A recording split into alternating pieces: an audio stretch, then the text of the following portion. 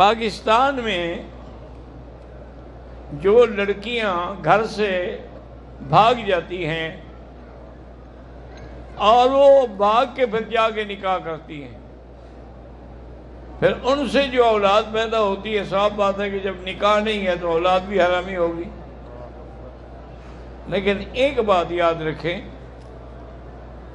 ہم ہر بات لڑکیوں پر ڈالتے ہیں کہ لڑکی بھاگ گئی، لڑکی بے حیا تھی، اس کا حیا نہیں تھا، اس نے یار بنایا ہوا تھا، دوست بنایا ہوا تھا۔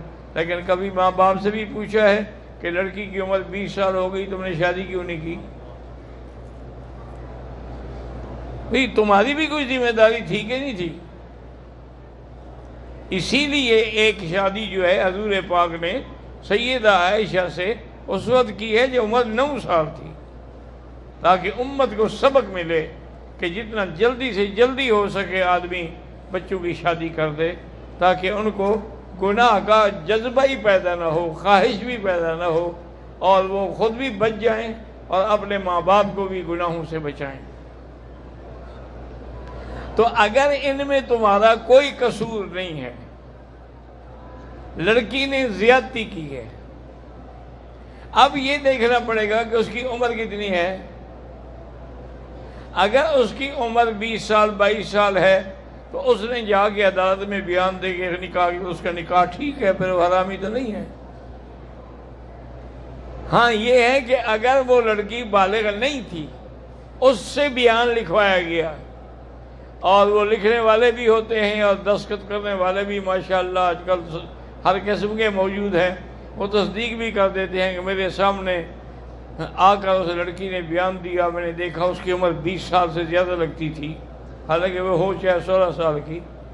تو یہ سارے مسائل جو ہیں یہ قیامت کے دن بڑے سخت ہوں گے، اس لیے میری بیٹیاں کوشش کریں اپنے گھروں میں رہیں، اپنی عزت اور والدین کی عزت کو بٹا نہ لگائیں۔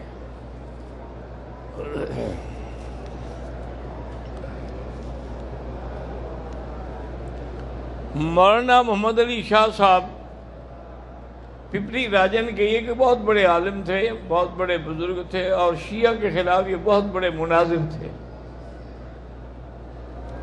ان کے بیٹے محمد طیب شاہ صاحب آئے، مجھے ملے ہیں ابھی،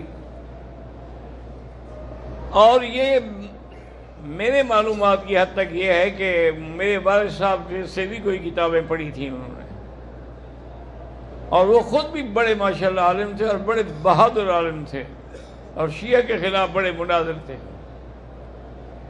والدین کی محبت کی وجہ سے مجھے بھی وہ بلاتے تھے،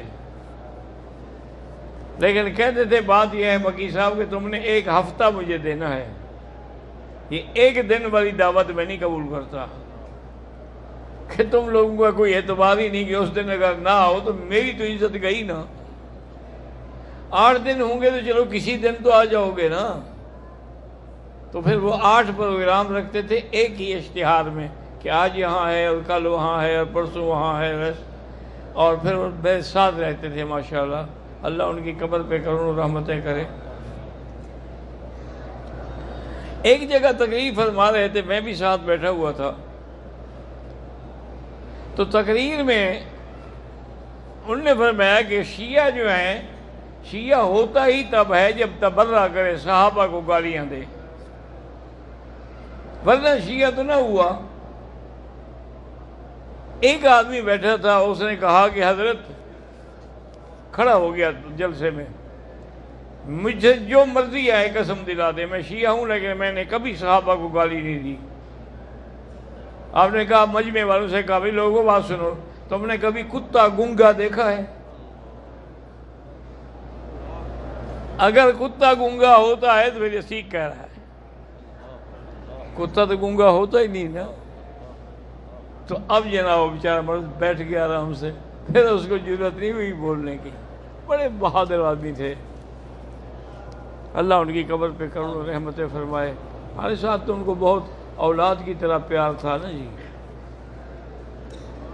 میرے نماز سے کان کا آپریشن ہے، اللہ کامیاب کرے۔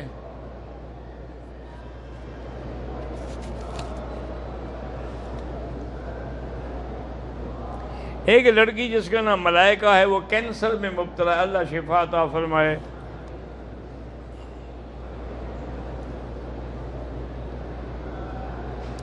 مولانا قاری عبید الرحمن قمر اللہ کو پیارے ہو گئے، اللہ مغفرت فرمائے، ان کے درجات بلند فرمائے۔ انڈیا سے ایک دوست نے پوچھا ہے کہ اگر ہم پہلے منزل پہ چکر پہ طواف کریں تو چپل پہن سکتے ہو؟ چپل تم نیچے بھی پہن سکتے ہو، شرط یہ ہے کہ وہ پاک ہو، جوتا پاک ہو، تم نماز میں بھی پہن سکتے ہو۔ ایک دفعہ حدیث پاک میں آتا ہے کہ حضور پاک نے نماز کی حالت میں جوتی اتاری تو صحابہ نے بھی اتار دی، اس کا مطلب ہے سب نے پہنے ہوئی تھی۔ جب سلام پھرا تو حضور نے فرمایا ابھی تم لوگوں نے کیوں جوتا اتارا ہے؟ نے کہا حضور جب ہم نے آپ کو دیکھا، نے فرمایا جاءنی جبرائیل، میرے پاس تو جبریل آئے تھے اسی حالت میں کہ آپ کی جوتے کو نیچے کچھ لگا ہوا ہے، اس وجہ سے میں نے وہ جوتا اتار دیا۔ وہ تو شان والا نبی تھا نا جی، کہ جن کے جوتے کے اندر بھی کچھ ہو تو جبریل آتا تھا، صلی اللہ علیہ وسلم، صلی اللہ علیہ وسلم، صلی اللہ علیہ یا محمد یا رب صلی وسلم دائما ابدا علی حبیبک خیر الخلق کلہم۔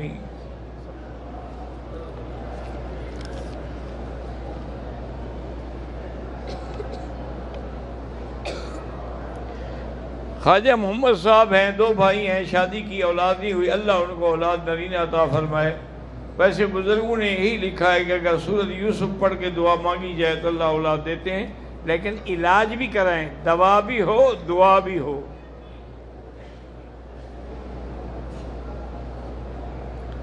انڈیا سے عمان میں کچھ کام کرنا چاہتا ہوں، اللہ کرے صحیح کام ہو اور اللہ برکت دے۔ یہ جو نیچے احرام باندھ کے طواف کرتے ہیں، بہرحال میں تو اس کو جائز نہیں سمجھتا۔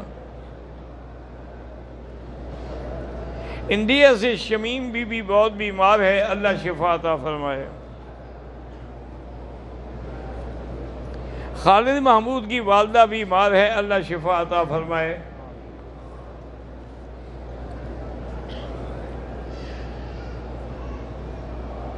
ایری اور انگوٹھے کے نیچے زخم کی وجہ سے چلنے میں دشواری ہوتی ہے، جراب یا موزہ پہن سکتے ہیں؟ ہاں پہن سکتے ہیں، معذوری عذر میں پہنا جا سکتا ہے۔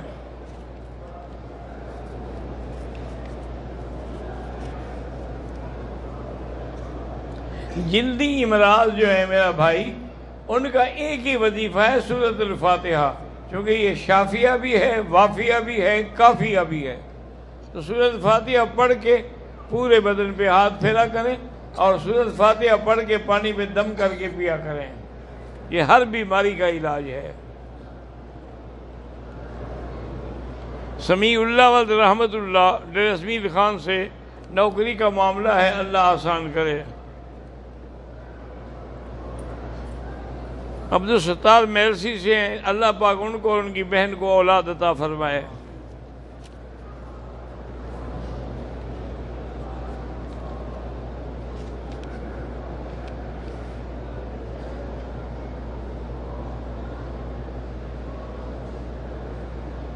میرا داماد بہت ظالم ہے، ظلم کر رہا ہے، بہرحال 2 رکعت پڑھ کے اور ایک تسبیح یا لطیف ہو یا ودود پڑھ کے اس کی طرف دم کریں، اللہ سے دعا کریں۔ پھر بھی اس کی اصلاح نہ ہو تو ایسے خبیث سے جو اپنی بیوی سے بھی لوط علیہ السلام کی قوم کا کام کرانا چاہتا ہے، اس سے تو بہتر ہے کہ طلاق لے لیں۔ حرم شریف میں بیٹھ کے جب میں نماز پڑھتی ہوں یا قرآن پڑھتی ہوں تو نیند بہت زیادہ آتی ہے، تو اصولی بات ہے نا جی کہ نیند جو ہے وہ خیر کی جگہ پہ آتی ہے، جب رحمت چھا جاتی ہے تو نیند ہی آئے گی نا، نیند نہ آئے تو کیا ہوگا۔ ایک بزرگ سے کسی نے جا کے پوچھا، انہوں نے کہا کہ حضرت کانٹوں پر تو نیند نہیں آتی، پھولوں پہ آ جاتی ہے۔ فرمایا بھی پھول رحمت کی علامت ہے، کانٹے شیطان کی علامت ہے، شیطان سونے نہیں دیتا، کیسے نیند آئے گی۔ عمرہ مکمل کرنے کے بعد غسل کوئی ضروری نہیں ہے۔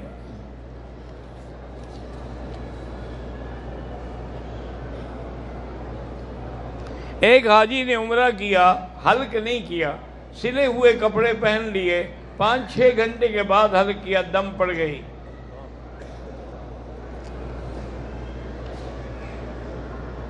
اللہ تبارک و تعالی جتنے بھی لا اولاد ہیں سب کو اولاد صالح عطا فرمائے۔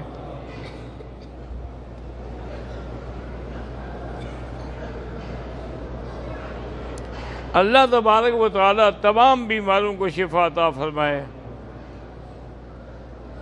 بہاولپور جامعہ خدیجہ مدرسہ اللہ اس کو کامیاب کرے، اور جتنی مدارس ہیں بنین کے یا بنات کے اللہ سب کو کامیاب کرے۔ عمرے کے طواف میں ایک چکر میں کندھا ننگا کرنا بھول گیا، کوئی بات نہیں۔ احرام کی حالت میں سردی کی وجہ سے کپڑا سر پہ ڈال لیا، کوئی دم نہیں۔ لکڑی کی جائے نماز یا تخت پوش بنا ہوتا ہے جیسے، اس پہ نماز نماز تو ہو سکتی ہے، لیکن افضل یہ ہے کہ زمین پر نماز ہو۔ اس پر کھڑے ہونے کی کیا ضرورت ہے جب اللہ کی زمین موجود ہے؟ میں نے 5 طواف کیے، پھر اس کے بعد ان سب کے 2 رکعت ادا کیے، ٹھیک ہے کوئی بات نہیں۔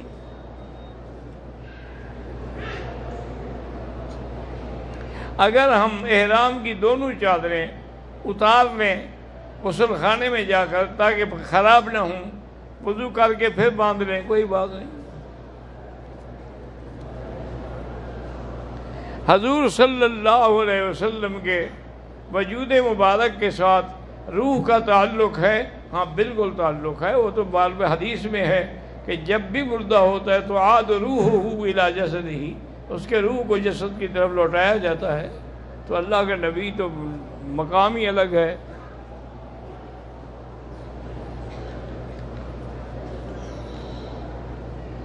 میرا دل ایسے ہے جیسے پتھر ہو گیا ہو، اس کا علاج یہ ہے کہ یہ کساوت ہو جاتی ہے، درود شریف زیادہ پڑھیں۔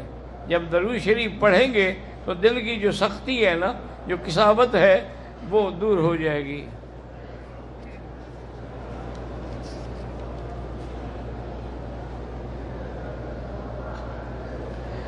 مغرب کی اذان کے بعد نماز سے پہلے 2 رکعت حنفی مسلک میں تو نہ پڑھنا بہتر ہے، ویسے مستحب ہے لیکن وہ کہتے ہیں کہ نہ پڑھو تو بہتر ہے، کہ مغرب کا وقت تھوڑا ہوتا ہے اذان کے بعد۔ یہاں تو ٹائم دیتے ہیں کہ مخلوق بہت زیادہ ہے تاکہ لوگ پہنچ جائیں۔ ماہواری کی حالت میں اللہ کے اس مسجد الحرام میں آپ نہیں آ سکتی، باہر اگر میدان میں بیٹھی رہیں تو بیٹھ سکتی ہیں۔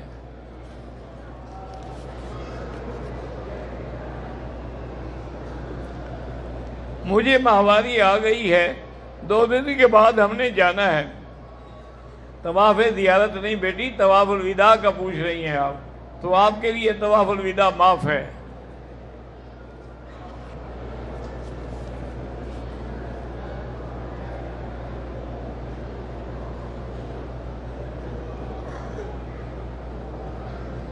میری شادی کو 14 سال ہو گئے ہیں، 3 بچے بھی ہیں۔ پچھلے 2 سال سے میری بیوی کا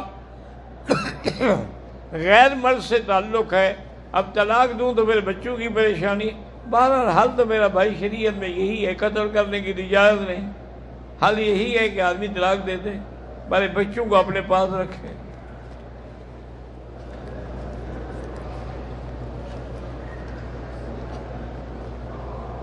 حضرت مولانا قاسم نانوتوی رحمۃ اللہ علیہ نے کتاب آب حیات لکھی ہے، اور حضرت مولانا سرفراز صفدر صاحب نے تسکین الصدور لکھی ہے، اور مولانا علامہ خالد محمود نے مقام حیات، سب کتابیں درست ہیں، اس لکھنے والے سب علماء برحق ہیں۔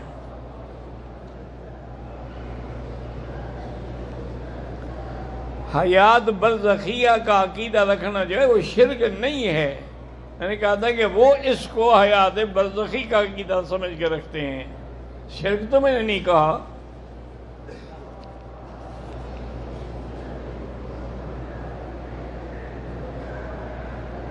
حالت احرام میں ناک پر خارش کرنے سے احرام کی چادر سے کوئی دم نہیں ہوتا۔ اگر حل کرنے سے پہلے 5 یا 10 منٹ بھول کے ٹوپی سر پہ رکھ لی، کچھ نہیں ہوتا۔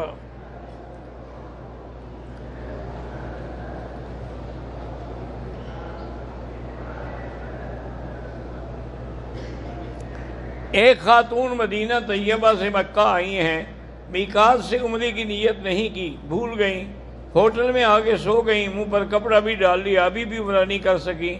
وہ بیماری میں مبتلا ہیں، بیمار ہیں۔ بہرحال اگر بیمار ہیں تو کوئی بات نہیں، معاف ہے ان کو، ورنہ مسجد عائشہ سے جا کے عمرہ کر لیں، کوئی دم نہیں ہے۔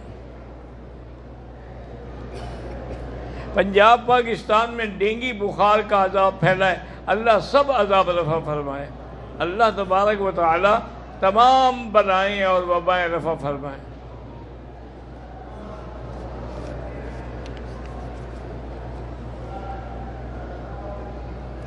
آج میں نے عمرہ کیا ہے، کل اگر عمرہ کروں کر لیں، اس طرح پھریں چاہے گنج ہو۔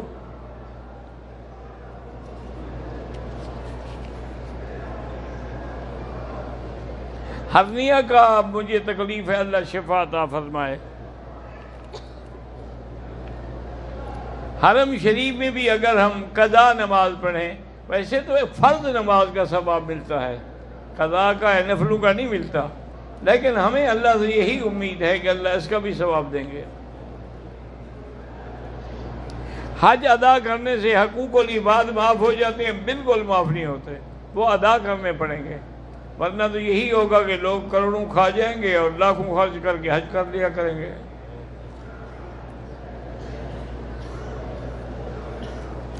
کہتے ہیں کچھ عمرے پر جو لوگ آتے ہیں وہ تجارت کے طور پر سگریٹیں ساتھ لے آتے ہیں، بالکل حرام ہے، اپنے عمرے کو مکروہ کرتے ہیں۔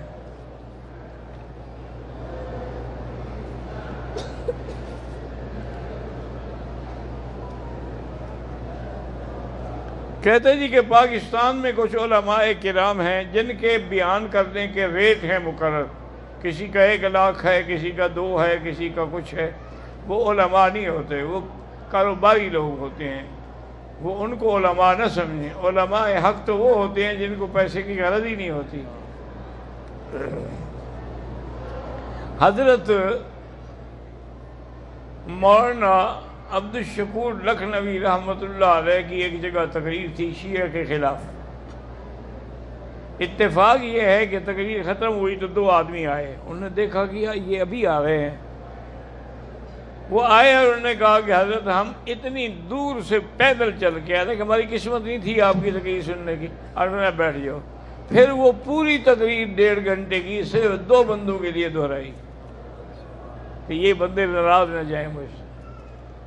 اور جو پیسے طے کریں، یہ کام جو ہے نا، یاد رکھو کہ پیسے لینا جو ہے، جیسے کہ فرعون کے جادوگر آئے تھے نا، تو سب سے پہلے انہوں نے یہی مطالبہ کیا تھا، اِنَّ لَنَا لَأَجْرًا إِن كُنَّا نَحْنُ الْغَالِبِينَ، کہ کیا اگر ہم موسیٰ علیہ السلام کو ہرا دیں تو ہمیں کوئی اجرت بھی ملے گی، کچھ مال شال ملے گا؟ انہوں نے کہا کہ نعم إِنَّكُمْ إِذًا لَمِنَ الْمُقَرَّبِينَ، میں تمہیں اپنا وزیر مشیر بنا لوں گا۔ انہوں نے کہا کہ اچھا ٹھیک ہے۔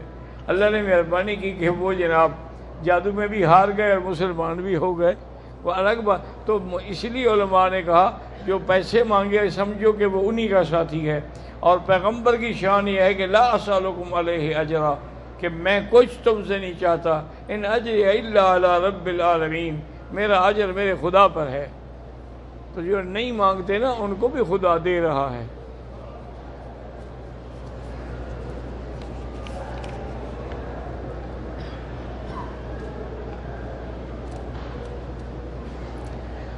بہرحال حنفی مسلک ہو یا حنبلی ہو، عورتوں کا اپنے گھر میں یا ہوٹل کے اندر بیٹھ کے نماز پڑھنا افضل ہے مسجد میں آنے سے، لیکن وہ بھی زندگی میں کبھی آتی ہیں بیچاری، کہاں رکتی ہیں؟ وہ برے کام سے خاوند کے کہنے سے نہیں رکتی تو نیکی والے کام سے کہاں رکتی ہے؟ مسئلے پوچھتے ہیں ایسے یہ جو بس میں بھی نہ ہوں۔ میرے بھائی کا یار بیٹا نہیں، اللہ اس کو اولاد عطا فرمائے، بیت اللہ کو چومنا ناجائز ہے ما سوا حجر اسود کے۔ طواف کے دوران اردو میں دعا کریں، مرضی ہے اردو میں کرو، عربی میں کرو، بنگالی میں کرو، لیکن جو حضور نے کی ہے وہ سب سے افضل ہے، سبحان اللہ والحمدللہ لا الہ الا اللہ اللہ اکبر وللہ الحمد۔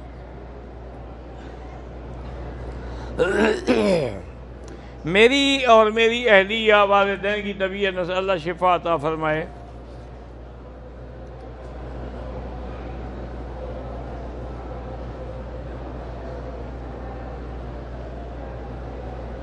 ہم پاکستان میں ہسپتال چلاتے ہیں، اس میں صدقہ بھی زکوٰۃ سب کے پیسے ہوتے ہیں، علاج کے لیے مسلمان بھی آتے ہیں، ہندو بھی ہے، کوئی بات نہیں۔ مدینہ منورہ سے جب آئے تو والدہ نے نیت نہیں کی، کوئی بات نہیں۔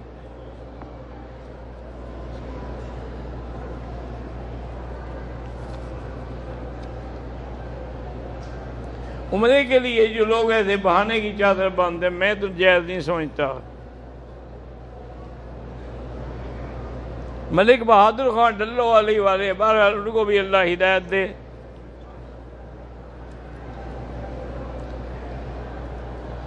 سعید جاوید اللہ سب کی حاجتیں پوری کرے۔ خواب میں اگر کوئی سانپ دیکھے تو یعنی دشمن کو دیکھتا ہے، کسی کو نہ بتائے، اور 3 دفعہ بائیں طرف لا حول پڑھ کے پھونک دے، کچھ بھی نہیں ہوگا۔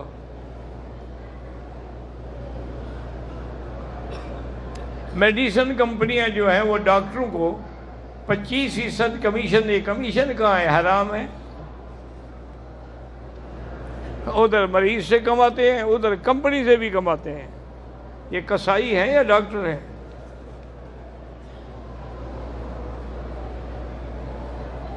گردوں کی تکلیف ہے، اللہ شفا دے۔ طب نبوی کی کتاب جو ہے اس کا نام یہی ہے، طب نبوی۔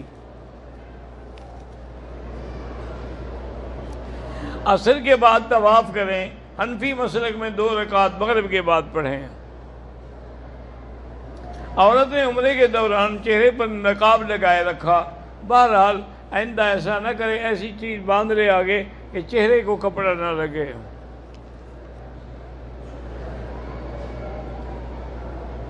مولانا محمد الیاس صاحب جہانوی جہانیہ سے ہیں، ان کا مدرسہ بنات ہے، اللہ کامیاب فرمائے۔ سید النساء بیمار ہیں، اللہ شفا عطا فرمائے۔ اللہم صلی علی سیدنا محمد وعلی آل سیدنا محمد کما صلیت علی ابراہیم وعلی آل ابراہیم فی العالمین انک حمید مجید۔ یا اللہ یا اللہ یا اللہ یا رحمان یا رحیم یا حی یا قیوم یا ذا الجلال والاکرام، یا الہی الہنا الہ کل شیء، الہا واحدا لا الہ الا انت، اللہم انت المیسر لکل یسیر وانت علی کل شیء قدیر، یا لطیف الطف بنا فی تیسیر کل یسیر فإن تیسیر کل عسیر علیک یسیر، اللہم یسر امورنا یسر امورنا فرج ہمومنا اقضی حاجاتنا یا قاضی الحاجات، یا اللہ اشفنا واشف مرضانا وارحم موتانا واستجب دعانا ولا تخیب رجانا برحمتک یا ارحم الراحمین۔ یا اللہ سب کی حاضری منظور فرما، سب کی دعائیں منظور فرما۔ یا اللہ بیماروں کو شفا عطا فرما، بے حیاؤں کو حیا عطا فرما، بے روزگاروں کو روزگار عطا فرما، قرض داروں کے قرض عطا فرما۔ یا اللہ ہمیں مانگنا نہیں آتا، بغیر مانگے عطا فرما۔ ربنا آتنا فی الدنیا حسنہ وفی الآخرۃ حسنۃ وقنا عذاب النار، وصلی اللہ تعالی علی خیر خلقہ سیدنا محمد وعلی